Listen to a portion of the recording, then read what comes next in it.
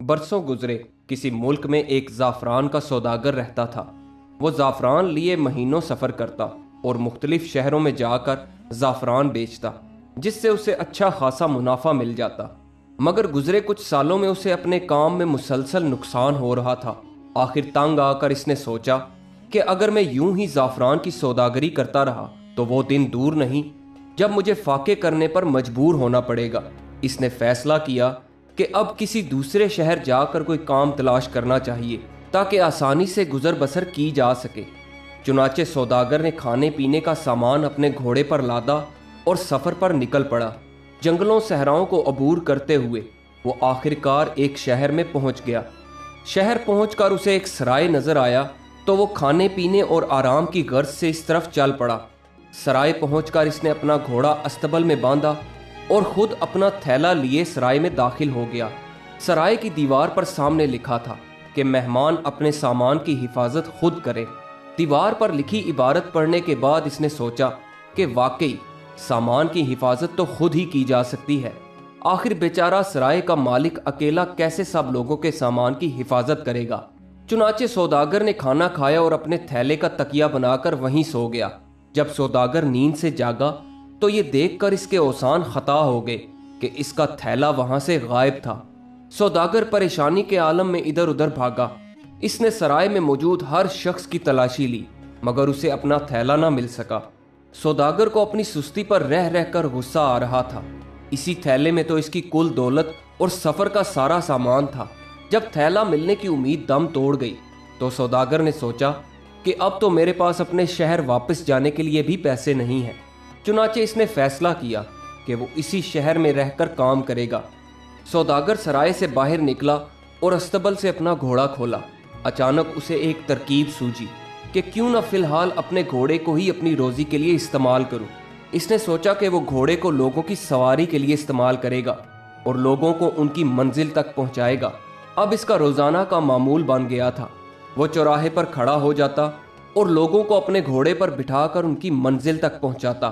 اس کام سے جو اسے پیسے ملتے اسی سے اپنی گزر بسر کرنے لگا۔ وہ صبح چوراہے پر جاتا اور شام کو سرائے میں قیام کرتا۔ ایک دن وہ معمول کے مطابق چوراہے پر کھڑا تھا کہ ایک نوجوان مسافر اس کے پاس آیا۔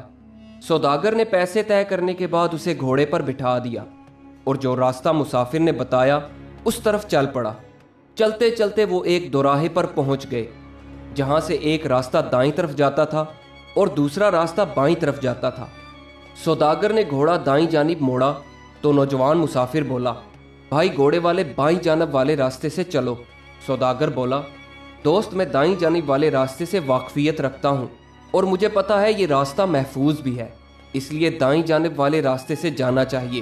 مسافر بولا، نہیں، بائیں جانب والا راستہ چھوٹا اور زیادہ محفوظ ہے، اس لیے بائیں جانب والے راستے سے چلو۔ مسافر کے زیادہ اصرار کرنے پر سوداگر نے گھوڑے کا رخ بائیں جانب موڑ دیا۔ چلتے چلتے کافی دیر گزرنے کے بعد وہ ایک بھیانک جنگل میں پہنچ گئے۔ سوداگر کو تجسس ہوا کہ کچھ تو گڑبڑ ہے۔ اس نے نوجوان مسافر سے پوچھا، بھائی آخر تم نے جانا کہاں ہے؟ مسافر بولا، بس کچھ دیر اور۔ چاروں ناچار سوداگر چلتا رہا۔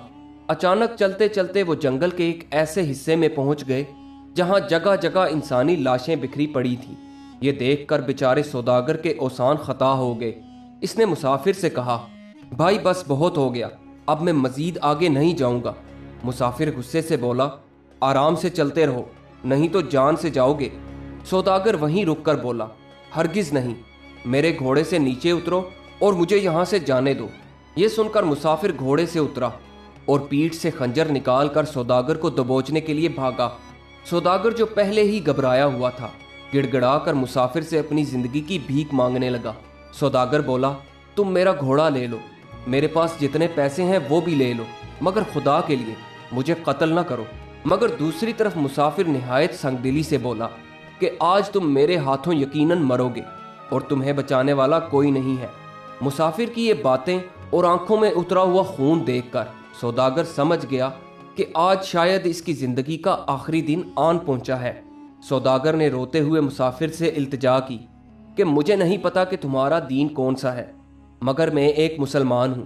اگر تم میرے ہم دین ہو تو میں مرنے سے پہلے تم سے التجا کرتا ہوں کہ مجھے 2 رکعت نماز پڑھنے دو، اس کے بعد تم مجھے خوشی سے موت کے حوالے کر دینا۔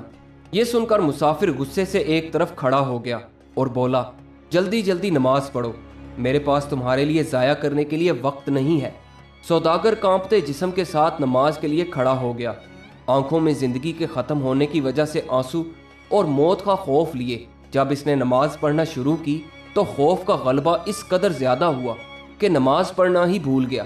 بیچارے کے دماغ میں قرآن کی کچھ آیات آتی تو زبان اسے ادا کرنے سے قاصر ہو جاتی۔ سوداگر نماز میں اسی طرح مشغول تھا کہ اچانک جھاڑیوں سے ایک گھڑ سوار نمودار ہوا اور طوفان کی طرح بڑھتے ہوئے ایک تیز اور نوکیلا نیزہ اس شدت سے نوجوان مسافر کے سینے میں گاڑ دیا کہ دوبارہ اسے سانس لینے کا بھی موقع نہ مل سکا۔ مسافر وہیں پر ڈھیر ہو گیا۔ اس کے بعد جتنی تیزی سے وہ گھڑ سوار جھاڑیوں سے نمودار ہوا تھا، اسی تیزی سے وہ ان جھاڑیوں میں غائب ہو گیا۔ سوداگر یہ منظر دیکھ کر ایک لمحے کے لیے بت بنا کھڑا رہا، پھر تیزی سے اپنے گھوڑے پر جست لگائی اور گھوڑے کو پوری رفتار سے دوڑاتے ہوئے شہر پہنچ کر ہی دم لیا۔ اس کے بعد سوداگر نے توبہ کر لی کہ آئندہ گھوڑے کو دوسروں کی سواری کے لیے استعمال نہیں کرے گا۔ وہ شہر میں مختلف لوگوں اور تاجروں کے پاس گیا اور ان سے کام کی درخواست کی کہ غریب کو کوئی مزدوری لائق کام مل جائے، مگر کسی نے اس کی باتوں پر کان نہ دھرے۔ جیب میں پیسے ختم ہو چکے تھے اور بھوک بھی ستا رہی تھی۔ سرائے میں کھانے کا سوال ہی نہیں پیدا ہوتا تھا، کیونکہ کھانے کے پیسے تو تھے ہی نہیں۔ سرائے کے قریب ہی ایک مسجد بھی تھی۔ اندھیرا چھانے لگا تھا۔ اس نے سوچا کہ آج رات مسجد میں ہی بسر کرنی چاہیے، کل کی کل دیکھی جائے گی۔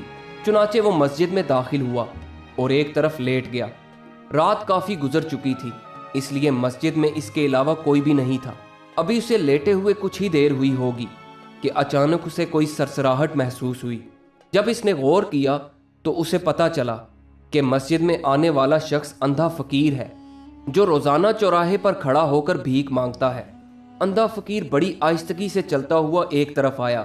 اس نے اپنی چھڑی سے آگے پیچھے ٹٹولنا شروع کیا۔ جب اسے یقین ہو گیا کہ وہ مسجد میں اکیلا ہے تو اس نے مسجد کے آنگن سے ایک اینٹ نکالی۔ نیچے ایک چھوٹا سا گڑھا تھا۔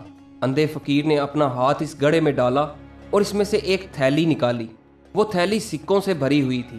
اندھے فقیر نے اپنی جیب سے مزید سکے نکالے اور چپکے سے اس تھیلی میں ڈال دیے۔ اس کے بعد تھیلی اس گڑھے میں رکھ کر اوپر اینٹ رکھ دی اور اس کے بعد اسے برابر کر دیا۔ اندھے فقیر نے اپنی چھڑی سے ارد گرد کا بغور جائزہ لیا کہ کہیں کسی کی نظریں اسے دیکھ تو نہیں رہیں۔ جب اسے یقین ہو گیا کہ اب یہاں کوئی نہیں ہے تو جس طرح وہ چپکے سے آیا تھا اسی طرح وہاں سے واپس چلا گیا۔ فقیر کے جانے کے بعد سوداگر اپنی جگہ سے اٹھا اور اینٹ اٹھا کر تھیلی نکالی تو اس کی حیرت کی انتہا نہ رہی۔ فقیر کی اس تھیلی میں اچھی خاصی دولت موجود تھی۔ سوداگر نے سوچا کہ فقیر کی اس دولت میں سے اسے کچھ لے لینی چاہیے، آخر فقیر بیچارہ اندھا ہے، شاید اسے پتہ بھی نہ چلے۔ مگر دوسری طرف اسے ضمیر ملامت کرنے لگا کہ یہ بات درست نہیں ہے، مجھے اس بیچارے فقیر کی کمائی ہوئی دولت پر کوئی اختیار نہیں ہے۔ پھر اس نے دوبارہ اپنے آپ کو مطمئن کرنے کے لیے سوچا کہ میں کون سا فقیر کی دولت ہتھیا رہا ہوں، میں تو اس میں سے کچھ سکے ادھار لوں گا اور ان سے کاروبار کروں گا، پھر جب میرا کاروبار چل نکلے گا تو میں فقیر کے سکے اسے واپس کر دوں گا۔ اور ویسے بھی قدرت نے مجھے فقیر کے اس راز سے آگاہ کیا ہے تاکہ میں اس مشکل سے نجات پا سکوں۔ چنانچہ سوداگر نے فقیر کی تھیلی میں سے 40 سکے نکال لیے اور وہاں سے چلا گیا۔ سوداگر نے ان 40 سکوں میں سے پہلے تو خوب جی بھر کر کھانا کھایا، پھر کاروبار کرنے کے لیے زعفران خریدنے چلا گیا۔ جب زعفران کی قیمت پوچھی تو پتہ چلا کہ اس حساب سے کاروبار کرنے کے لیے رقم کم ہے۔ چنانچہ وہ ایک بار پھر مسجد میں گیا اور فقیر کی تھیلی میں سے مزید 40 سکے نکال لیے۔ اب سوداگر ایک بار پھر زعفران کی سوداگری کرنے لگا۔ کاروبار کے دوران جب جب اسے موقع ملتا وہ فقیر کی تھیلی میں سے سکے نکال لیتا اور یوں اس کا کاروبار خوب چل نکلا۔ اب وہ شہر کے مشہور سوداگروں میں جانا جاتا تھا اور سب اس سے عزت اور احترام سے پیش آتے۔ شہر کے کوتوال سے لے کر قاضی تک سب لوگ اس کی عزت کرتے تھے۔ ایک دن سوداگر کو اندھے فقیر کا خیال آیا۔ سوداگر اب تک اندھے فقیر کے کل 200 سکے نکال چکا تھا۔ اس نے اپنی تھیلی میں 200 سکے لیے اور چوراہے کی طرف چل پڑا۔ چوراہے پر پہنچ کر اس نے سوچا کہ آخر میں اندھے فقیر سے کہوں گا کیا؟ اگر میں نے اسے بتا دیا کہ میں نے اس کی تھیلی میں سے 200 سکے نکالے تھے تو شاید وہ ناراض ہو جائے۔ چنانچہ اس نے سوچا कि बजाय इसके कि मैं उसे सब कुछ बताऊं, मैं ये 200 सिक्के उसे अपनी तरफ से तोहफा पेश करूंगा। इस तरह मेरा कर्ज भी उतर जाएगा और भरम भी रह जाएगा। सौदागर फकीर के पास गया और बोला, जनाब, आप रोजाना यहाँ बड़ी ही दर्द भरी आवाज में भीख मांगते हैं। मैंने सोचा कि शहर का सबसे अमीर सौदागर होने के नाते आपको कुछ पैसे बतौर तोहफा पेश करूं। फकीर ने हैरत से पूछा, क्या तुम मुझे बता सकते हो कि तुम मुझे कितने सिक्के तोहफे में दोगे? सौदागर बोला, जनाब, मैं आपको 200 सिक्के बतौर तोहफा दूंगा। उम्मीद है कि आप कबूल करेंगे। सौदागर के जवाब देते ही अंधे फकीर ने इसका हाथ जोर से पकड़ लिया और कहने लगा, मैं तो तुम्हें ही ढूंढ रहा था। तुमने मुझ गरीब अंधे फकीर के सिक्के चोरी किए हैं। मेरी थैली में से 200 सिक्के गायब हैं। मैं हमेशा अपने सिक्के गिन कर रखता था। मुझे मालूम था कि मेरे 200 सिक्के चोरी हो चुके हैं, मगर मैंने चुप साध रखी थी क्योंकि मेरे पास किसी के खिलाफ कोई सबूत नहीं था। अब जब तुम मेरे हाथ लग गए हो तो मैं तुमसे पूरा मुआवजा वसूल करूंगा। सौदागर फकीर की बात सुनकर हैरान और परेशान हो गया कि आखिर इस अंधे फकीर को कैसे मालूम हो गया कि मैंने इसके सिक्के चुराए हैं। चुनाचे सौदागर ने अंधे फकीर से कहा, भाई, मैंने तुम्हारे सिक्के नहीं चुराए। मैं तो तुम्हारी मदद के लिए यहाँ आया था, मगर तुम उल्टा मुझे चोर समझ रहे हो। अंधा फकीर बोला, अब इस बात का फैसला काजी ही करेगा। अंधा फकीर और सौदागर दोनों काजी के पास पहुंच गए और अंधे फकीर ने काजी के सामने अपना मुकदमा रख दिया। आखिरकार सौदागर ने मान लिया कि उसी ने अंधे फकीर के सिक्के निकाले थे। सौदागर ने बताया कि मैंने वो सोने के सिक्के चोरी की नीयत से नहीं निकाले थे, बल्कि कर्ज की नीयत से निकाले थे कि जब मेरा कारोबार चल जाएगा तो इस फकीर का कर्ज चुकता कर दूंगा। और यह सब मैंने इसलिए किया था कि उस वक्त मैं मजबूर था। दूसरी तरफ मेरा थैला, जिसमें मेरी सारी दौलत थी, वो भी सराय से चोरी हो गया था।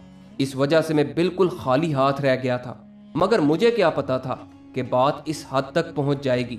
अंधा फकीर बोला, जनाब काजी साहब, मैंने भी अपनी दौलत जमा करके कारोबार करना था। इस सौदागर की वजह से मैंने 200 सिक्के खो दिए और मैं अपना कारोबार भी शुरू न कर सका। इसी की वजह से मुझे मजीद 2 साल भीख मांगना पड़ी। मैं चाहता हूं कि अब ये सौदागर मुझे 200 की बजाय 400 सिक्के दे। इसके बाद ये अपने रास्ते और मैं अपने रास्ते, वरना मैं पूरे शहर में ढंडोरा पिटवा दूंगा कि ये सौदागर जो बड़ा इज्जतदार बना फिरता है, असल में ये एक चोर है। सौदागर ने जब फकीर के ये अल्फाज सुने तो फौरन 400 सिक्के देकर फकीर से अपनी जान छुड़वाई। काजी ने दोनों को रुखसत किया। कुछ ही दिनों बाद अंधा फकीर दोबारा काजी की अदालत में पहुंच गया और सौदागर से मजीद 400 सिक्के लेने का मुतालबा किया। काजी ने कहा कि देखो, सौदागर एक इज्जतदार और शरीफ इंसान है। इसने 200 की बजाय तुम्हें 400 सिक्के दिए। अब तुम्हें चाहिए कि उसे मजीद तंग ना करो। मगर फकीर अपनी जिद पर अड़ा रहा और कहने लगा, अगर उसे ये सिक्के ना मिले तो वो सौदागर की इज्जत पूरे शहर में तार तार कर देगा। मजबूरन काजी ने सौदागर को अदालत में तलब किया। सौदागर एक बार फिर फकीर की तरफ से रकम के तकाजे पर हैरान था और ये समझ चुका था कि ये फकीर अब टलने वाला नहीं और बार बार यहाँ मुझसे आकर रकम हथियाने का फैसला कर चुका है। चुनाचे इसने फकीर को मजीद 400 सिक्के देकर इस बार भी अपनी जान छुड़ाई। इसके बाद सौदागर ने अपना सारा सामान और दौलत समेटी और वापस अपने आबाई शहर हिजरत कर ली। फिर कई बार फकीर काजी के पास अपना मुकदमा लेकर गया, मगर रकम हथियाने के लिए उसे सौदागर ना मिल सका। दोस्तों, ये कहानी आपको कैसी लगी? कमेंट्स में अपनी राय का इजहार ज़रूर कीजिएगा और हमारे चैनल को सब्सक्राइब ज़रूर कीजिएगा। वीडियो देखने का बहुत बहुत शुक्रिया।